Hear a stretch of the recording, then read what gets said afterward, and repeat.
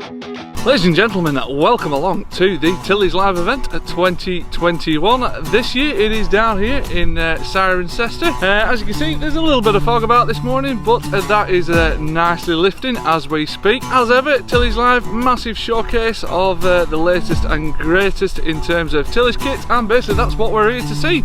We're basically going to get stuck in, have a good old chinwag and a chat with the manufacturers, and basically see what's what, find ourselves a few highlights. So I mean, join me now as ever and we'll get stuck in.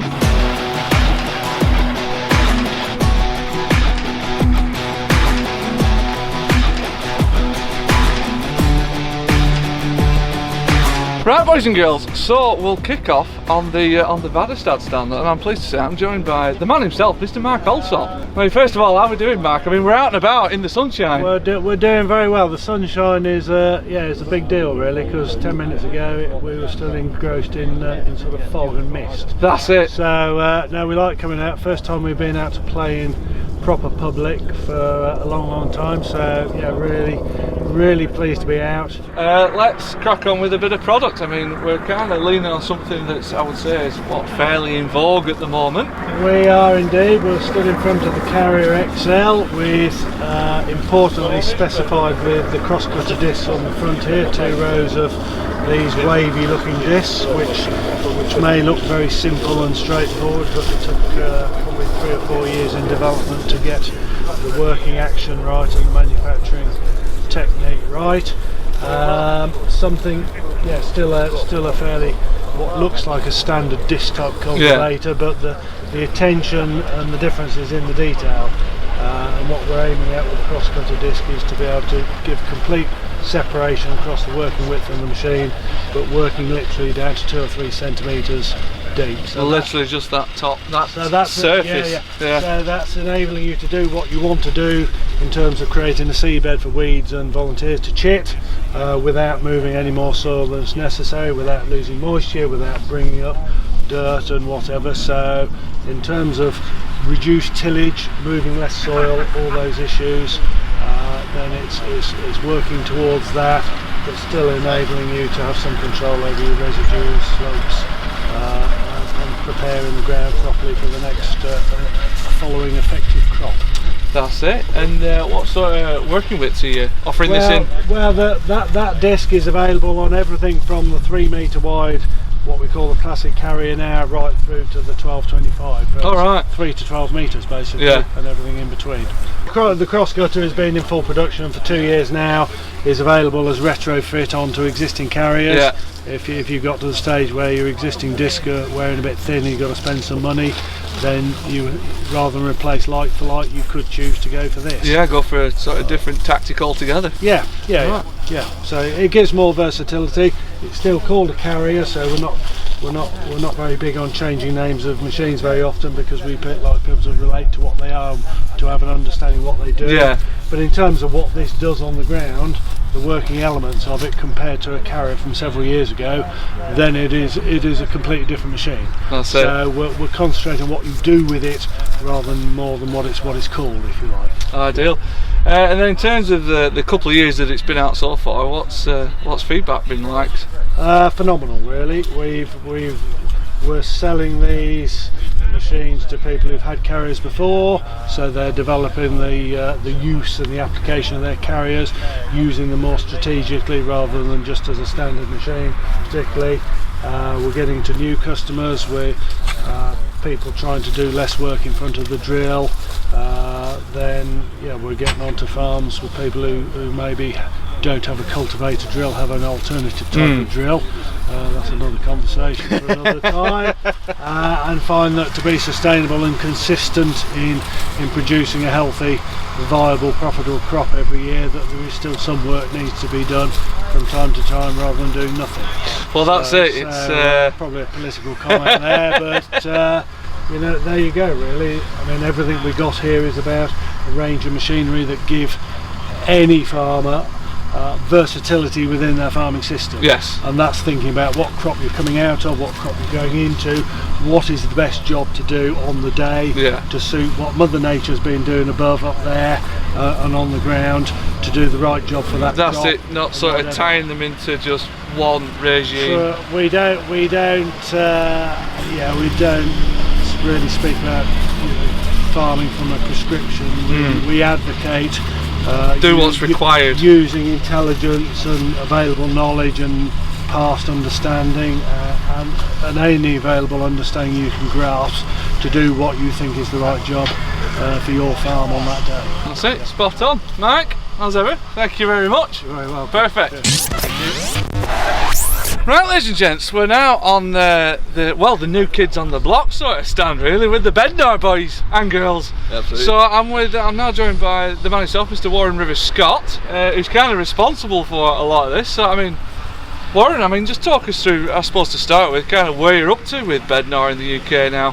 Yeah, we've had quite an interesting journey over the last couple of years. Not only what's been going on in the world, but it's also we've steered in various ways in the UK. So Bednar, one way or another, has been in the UK in small ways over the last 10 years or so, but with only very small numbers.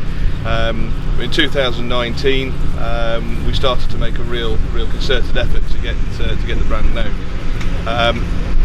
And then in August 2020, we made an agreement with Case IH in the UK to form a marketing plan, and now we have an exclusive deal with all Case IH dealers to promote the Bednar brand. So that deal with Case IH, does that actually include every single one of the sort of branches and depots, or is it just certain ones? Or it's not compulsory for them all, right? But a lot of them see the advantage of being part of the Bednar network. So a lot of them have come on board. There's some, of course, which are in very grass-orientated areas and won't have any cultivation of any description. But the real reason why Case IH wanted to make this agreement was to give their dealer network some stability. There's an awful lot of changes and swapping around of franchises over recent years, and from Case IH's perspective, that means that their dealer, they're not as a constant. They want to be able to put their arm around the Case IH network and say, look, we've made this agreement with Bednar FMT, and therefore be confident, go forward, get up driveways that you've not necessarily been up before, because Bednar and Case IH is here to stay. That's it, it kind of opens doors for both parties, doesn't it? Absolutely, yes. And I suppose from Case IH's point of view, and yours as well, it's a good fit between the two brands. You've got matching tractors and matching kits in terms of size and scale and things like that. Yes. Ideal. So in terms of the kit that you are offering in the UK, just give us a little run through of what you're bringing in. We have quite a wide portfolio of products. There's over 45 different products that we have on our pricing configuration on our website. Not all of it is conducive to British agriculture. Of course, we're going down more of a line of wide, fast and shallow, being therefore more efficient. And as such, there's some products which are very invasive, which we won't see in the UK market. But that said, some of our key selling machines is like the Swifter disc for 6 metres and over. According to the VDMA results for 2020, we now hold a 10.1% market share. Alright, so you're getting up there now. Absolutely, yeah. We're calling it under the radar. We're getting in there, yeah. So it's catching a few people by surprise. Yeah. And then, of course, our drills, our Omega drills, which is a combination drill of cultivation and drilling, is becoming very popular, getting a good strong following, especially the twin product machines where we can go grain and another product, whether it's fertiliser or a companion crop or whatever. So lots of flexibility. And then going to be new for next year is this, what we're stood next to here is the effector. This beast. The beast, yeah. So this is a 12 metre machine.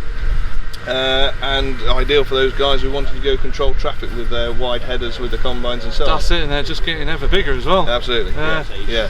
And do you think, like the combine guys, they're sort of pushing on 30.5 metres now, is that sort of direction you guys will be sort of going in as well? We will be forced to. I mean, at the end of the day, for a long time our Swifter disc went up to 12.4 metres, and this year we've just launched our 14, 16 and 18.4 metre Swifter disc. So you're ahead of the curve. Absolutely, yes. Ideal. And you mentioned a couple of the products which are sort of trending at the moment? Are there any other sort of up and coming sort of popular sort of trends? I would. There's going to be more. I think legislation is going to steer us more down the route of cover crops.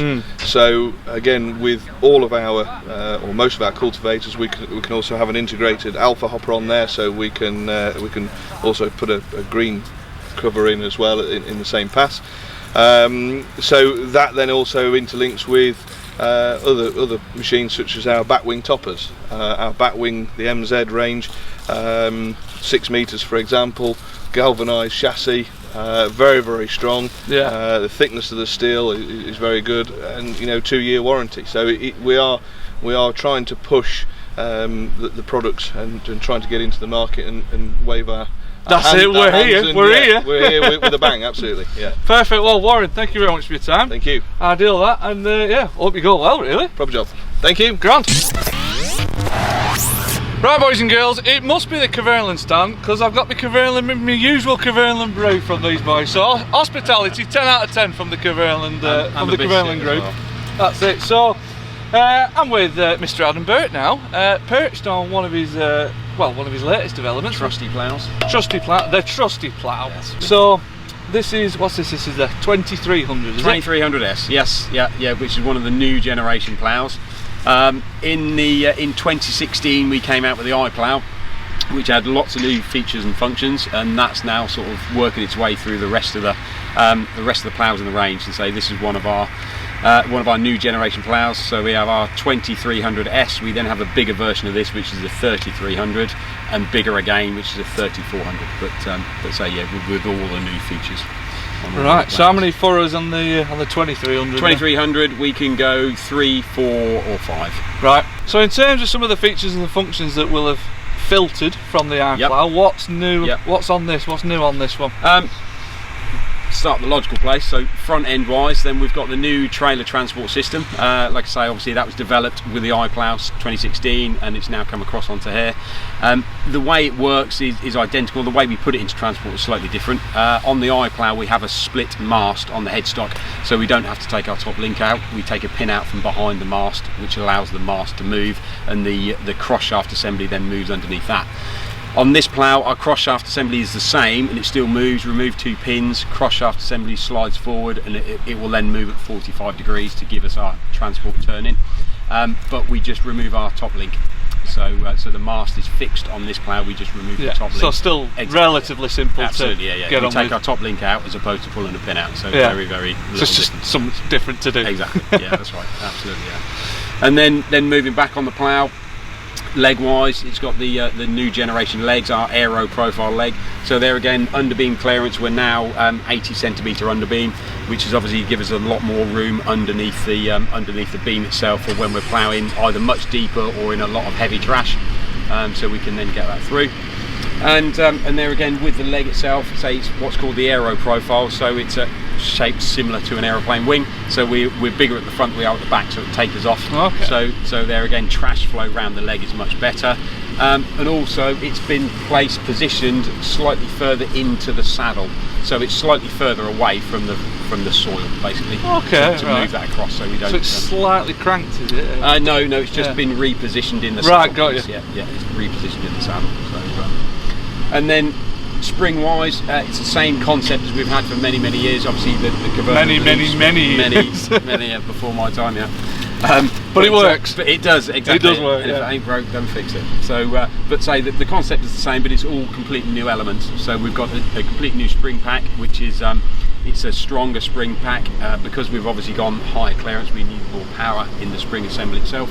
So we've got a higher spring pack load, and also when we adjust the pressure, we can adjust the pressure on this much easier than we could with the old one.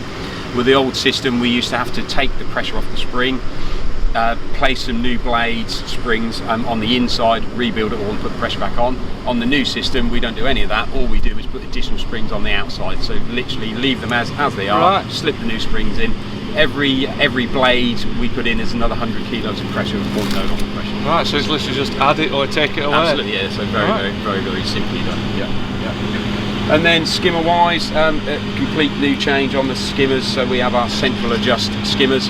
where we have a cranked arrangement that's still solid fixing. So we have a pinch bolt just to nip up, which obviously holds the skimmer solid, so it's not going to move when we're in work.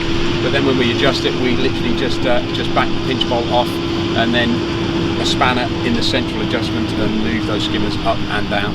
So it's doing top and bottom at the same time, which is absolutely brilliant. So when it comes to setting the skimmer, all we're doing is measuring the easy one, the one that's in front the one of that it. you can get to. Exactly, and the one that's down there in all the dirt you haven't got to worry about, because that's doing exactly the same as the top one.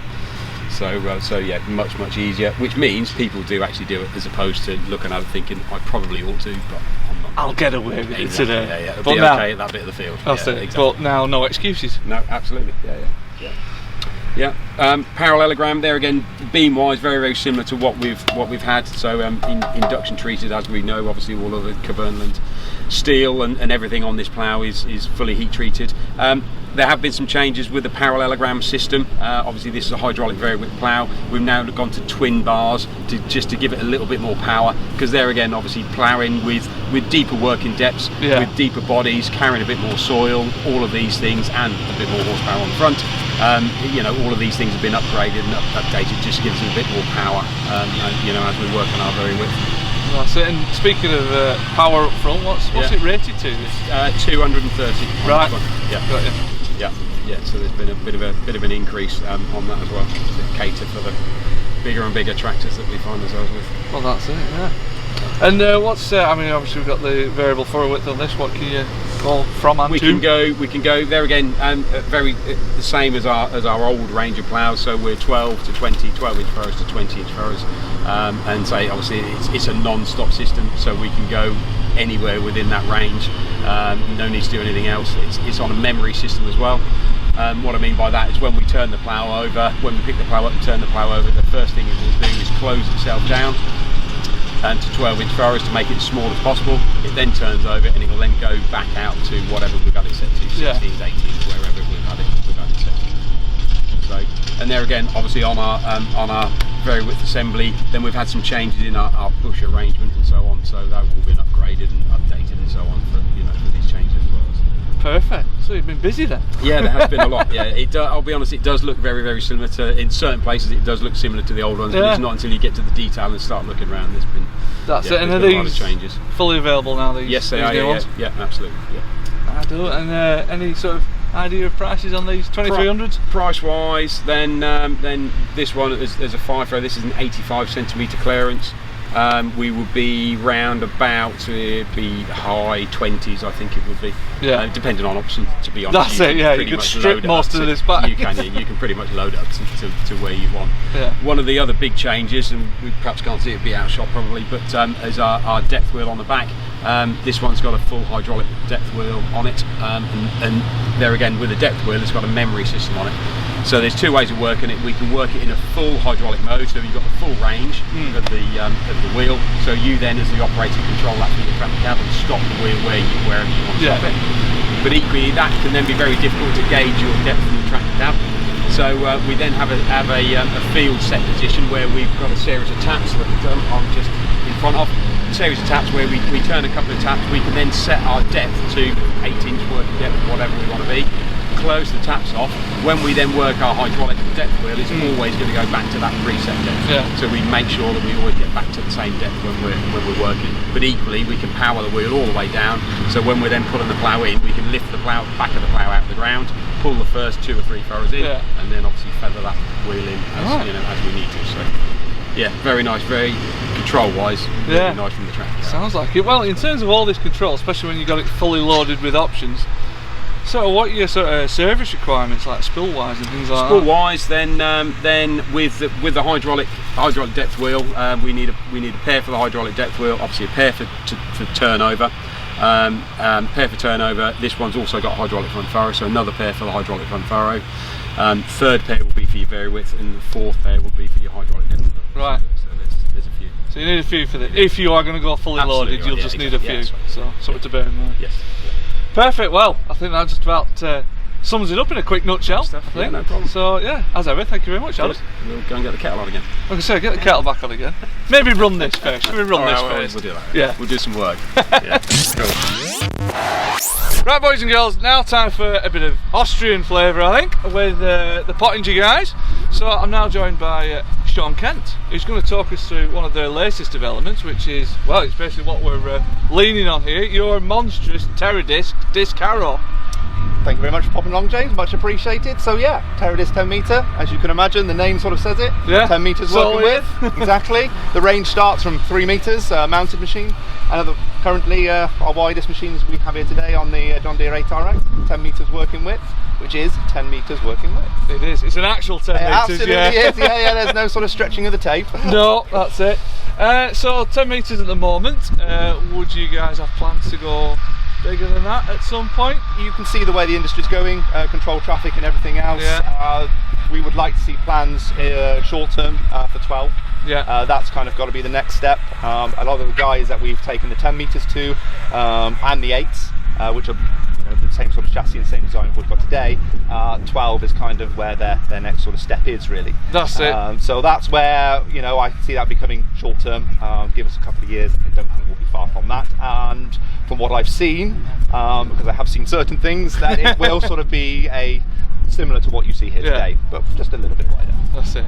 Well, that's it. I mean, we see where the industry's going. I mean, the combine headers that are on the market, 30.5 metres, so it's kind of got to keep up with those, hasn't it? Yeah, absolutely. The important thing is, yourself, you talked about combine headers there, and when you go wider, you've got to be able to follow the ground. You look at all our grass kit.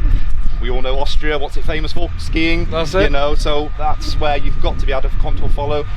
The 10 metre is no different, as will wider machines in future for us. We've been able to follow a gradient of 6 degrees for us on this machine is no bother at all. So you've got to be able to follow that ground, keep that consistent working depth. If it's set at 2 inches, if it's set at sorry, I'm using imperial here. That's all right. I'm old enough. Exactly. Oh, I can see that. See ya.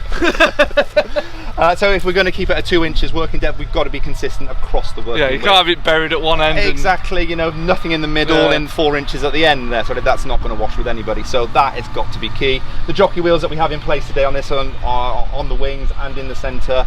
Set them all to the same depth, and away you go, sort of thing. It really is as simple as that. Right, so how many sort of this 10 metre one, use this as an example, so how many sort of sections is this split into? So literally we've got sort of 2 sections, but if you can see there, we've got 3 ramps per section. Right. So obviously you've got your clips that you can just see behind you there. Number of clips corresponds to a gauge on the wheels, and then that's sort of increasing or decreasing your depth accordingly. But yeah, literally set them all the same, wheels are the same, and then when you do your headland turns, you can see you're going to see it from your camera there now, but she lifts up on the packer roller, you make your turn on your packer roller, so then we've got a good clearance there on the front disc for turning. The 580mm disc there, scalloped with a concave there, it provides perfect levelling for us, and also from an aggressiveness, make sure we can sort of penetrate ground when it is firm, but also be able to leave a consistent level finish from the disc and not drag loads of soil, which we all know drags down horsepower. Yeah. That's what we want to try and achieve here, and that's what we owe to our disc here. Being able to mount it on this wide rubber that you see here today, it means that we don't get that movement in the disc. So you got them in pairs there. Exactly. So it helps balance out when we get to that harder ground. When you straight off the back of the combine, the ground is normally hard. Okay, a bit kinder to us this year around due to the unfortunate weather that we've had, but that's where a disc cultivator really sort of shows its worth there. You want it to be firmly planted, and that's what we owe this twin disc system to us. Wide rubber just spaces out those forces. That's it. And now there are sort of any other sort of features that are just sort of worth shouting about on this? Worth shouting about, obviously we've just gone through the twin arm kind of thing. We work our way back. Got in the way here slightly, bit of a levelling harrow here, but the whole point of it is not to carry soil like I just explained to you then, because we've got our concave discs to try and level soil for us, but it's literally just anything that's coming off the back of them, just force it back down. Just settle it back down again before we get to the roller. We don't want to get to the packer roller. From a packer roller point of view there, we've got our pack ring roller, 550 diameter. I'll be honest with you, if I'm looking about 99, probably as high as 95% of cultivators we sell in the UK, mounted and trailed, the pack ring roller is the one for us. It's versatile, it just suits a lot of UK conditions, so it provides that perfect consolidation for us. We have other options in the lineup as well for those guys that want to leave a more open structure, but this one has always been the most popular for us. Yeah, that's your kind of go-to one. We as manufacturers, we've all got go-to implements and also specifications with implements. What you see here today is with that upper roller there, it is our go-to, absolutely, without a doubt. And then you mentioned, as you can see, we've got the John Deere 8RX 410, I think. Yeah. Would that be sort of the size for this sort of width, or is that a bit excessive? Or what's your horsepower recommendation? So we've got guys there running sort of 350 and above, really. Yeah. But I'll be honest with you, the kind of customer that is looking at this machine has got that horsepower readily available. Yeah. The one thing we are noticing is that customers, they've got sort of several tractors in that lineup. One will be at sort of, let's say, 350-ish, 400. So if they're going to buy a machine of this, they want to make sure that there's more than one tractor that can pull it. Yes. Because unfortunately, it all breaks down and it all goes wrong. It's not being beholden to one machine on the front. That's it. Yeah. So that's why they just want to make sure they're covering all areas there. On this machine here today, it's all spool activated. Okay, some people look at the bank of taps that we've got there from the back and they get a bit sort of disillusioned at how complicated it is. Like a lot of machines, once they're set up, you're actually only using a couple of functions there. There is an option actually there within the factory, within our lineup there, to take it to a completely isobus, so everything can be done from the screen in a cab, either through the terminal or through our box there as plug well. and play and away you go. Absolutely, it depends what suits for you. I'll be customers for us in the UK, they just want to pull a spool lever, to be honest with you. Whereas if I know we go to America, there's a lot of guys there opting for the isobus option. Right. So yeah, I wouldn't have thought it would be that way, but apparently that's the case. But guys have been more than happy with spool valves, and the advantage of that is on these big estates, you're not having that phone call of where's the control box? Oh, he's on the furthest end. Right. Okay. I haven't got the isobus tractor. So yeah, that's the other advantage in the couple of options there as well, to be honest with you. Perfect. Well, Sean, thank you very much for your time. It's been spot on that. Thank you very much for coming. Nice one. Take care. Cheers, Right, boys and girls, as you can see, it's not all tillage equipment at the Tillage live event. There's one or two tractor manufacturers showing their wares, and New Holland is no exception. I mean, it's got a pair of new developments, I mean, one of which is we're leaning on. So this is David Redman, everybody. So David, I mean, the methane powered tractor, long time coming, you could say. Yeah, very long time. It's been in development for quite a while and it's finally now here. So as you can see, the finished article.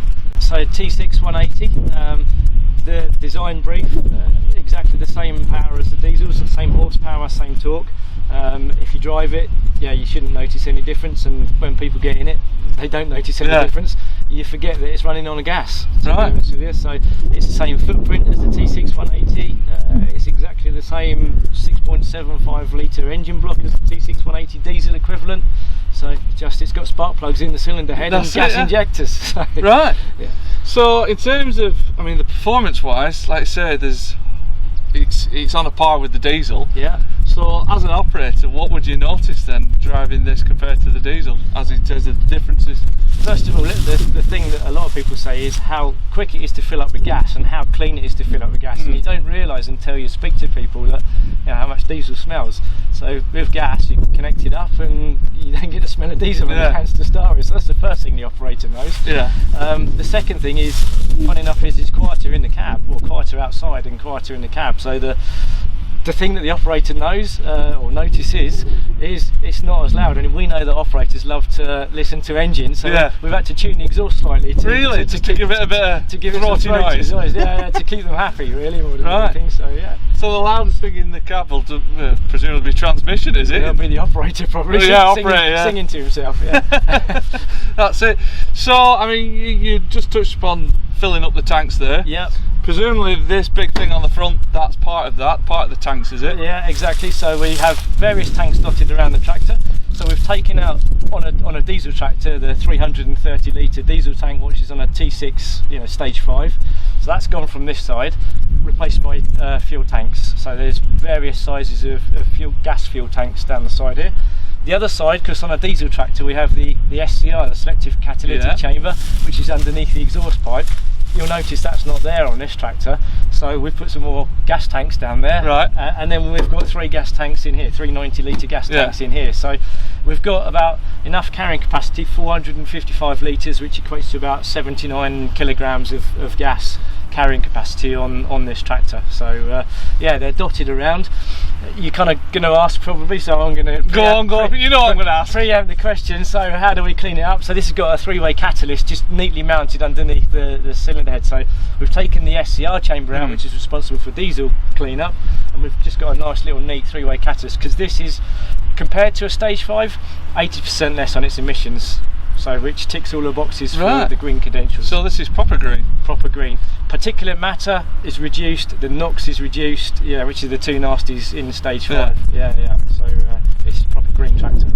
That's it. And I suppose if you are creating your own fuel in the first place as well, you got this closed loop almost. Yeah, what we call the energy independent farm. So this tractor will go in, you can fuel it from your farm if you're creating your own fuel.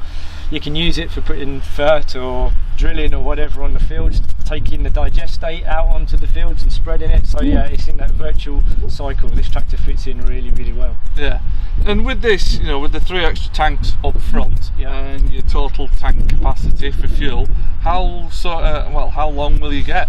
Common question. So it really depends. I mean, I don't know how you drive your car, whether you're heavy right-footed or whether you drive it to the best economical fuel you can squeeze out of the car. All the same with this tractor. I mean, on trailer work, she'll do a good 8 hours, I would say, on trailer work. Yeah. I mean, if you're slightly heavy right-footed, that 8 might then become sort of 7, 6.5, 7. So if you're on real hilly. So it's never going to replace a diesel tractor. Let's kind of make no bones about it. It's never going to be the same, because we haven't got the same carrying capacity as what we would have in diesel. But when you think about where this tractor is going to be used in, it's return to base quite a lot. So you're going to be filling it up.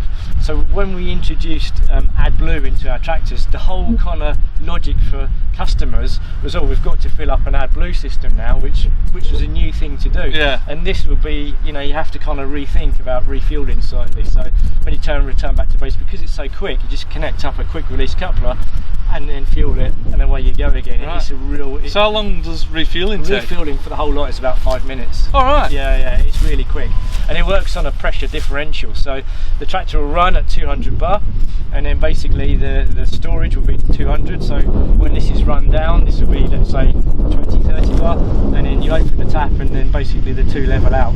So you have 200 bar back in again, and away you go.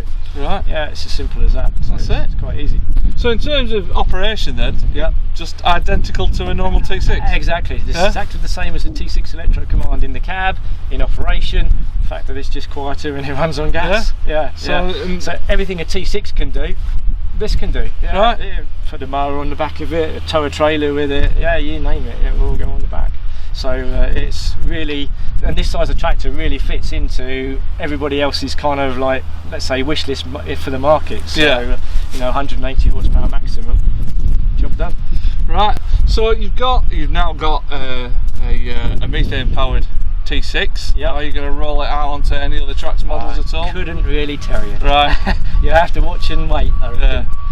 And I suppose you're not going to tell me this one either, but I mean for your wheeled loaders and things like that, which are yard-based machines. Yeah, that would be really nice, wouldn't it? Yeah. I'm going to be non-committed. Starts to make sense then. And then one more awkward question. Sorry, we'll go for it. Obviously, you've got your methane power as one of your big alternative power sources. You've dabbled with hydrogen in the past. Is that sort of back on the radar again? Right, so when we looked at hydrogen, and hydrogen was quite a while ago, if you recall. It was, yeah. So when you start to look at a tractor of this size, 180 horsepower, fuel cells, for hydrogen fuel cells, are still very expensive. So, and the technology we still feel is not there at the moment. So this is available now. Farmers have got biogas, or they can get biogas. There's about 500, I think, biogas plants across the UK now. Right. So the thing with this is the technology is here. It's here now. It's available. Hydrogen, as I said, is very kind of expensive with the fuel cell technology. So at the moment, this is the way we're driving our business. However, when you look at C&H Industrial, we've got a stake in Monarch, which is the little electric tractor company in the States. So we're trying to offer the alternative fuels for every market, if you like. So we want to be the clean energy leader. It's as simple as that. You're covering all your bases. Covering all our bases. That's it. Yeah. Perfect. Well, David, thank you very much for that. No worries. Spot on. I mean, obviously, at some point we'll get our hands on it proper, and I might let you have a drive one day. Well, that's it. We'll go to town on it. But for now, thank you very much. No worries. Right, ladies and gents, from one New Hollander product to another, it's fair to say you lot have been busy, haven't you? Just a bit. Yeah. It's been a fantastic day. Good. So, right, this is George Mills, everybody, and we're lent on the new, well, the latest and greatest in your, what is it, T7 HD. Yes, it is. So this is the updated version. This is, and this is also the flagship model. So it's one of 3 tractors. We do the 275, we do the 290, and the 315. Right, so this is the base, the 315. This is. Right, so going from previous gen to this gen, what's changed? What's changed? Well, we've taken the existing T7 HD and we've put on now what's called the Horizon Ultra Cab. So it's had massive cab updates, and it's also had massive architecture updates along with cab frame, armrest, screen, interface. It's been a complete revamp of what we've had before. Right, so you've really gone to town on focusing on the operator this time. Absolutely, yes, we have. We've taken a tractor that was doing extremely well for us. It's compact horsepower. And we haven't actually increased the physical size of the tractor in any which way, apart from, yes, absolutely, we've added 7.5% to the internal volume of the existing cab frame. Now we've done that by lengthening the door aperture, so there's a wider entrance and exit. Yeah. We've actually raised the front windscreen, as you can see behind, and also it runs down slightly lower to give the driver a better visibility across the field. Yeah. We've dropped both wheel arches. Either side, enabling us to put a huge cool box in under the passenger seat.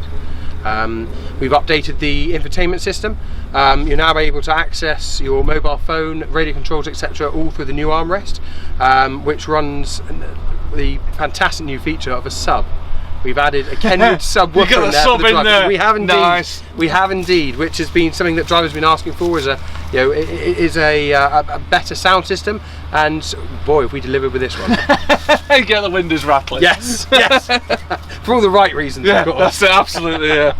So I mean, you mentioned it's the Horizon cab, is it? A Horizon Ultra now, yes. Horizon Ultra. So a lot of what we'll see in there now on Yes. this T7 HD is what was introduced on T8s, was it? A couple of years ago. So yeah, we've had the new T8 Genesis launched, and what we've carried across from there is the architecture of the new IntelliView 12 screen. So we've had a complete revamp of the screen and the actual armrest itself. That's also carried over. But as to the rest of the cab, though, no, this is HD cab. Yeah. Yes. Gotcha. So the bits you can touch and obviously set up and drive the tractor with, that's come with this Yes, new one. definitely. And it is the first time being shown in the UK today.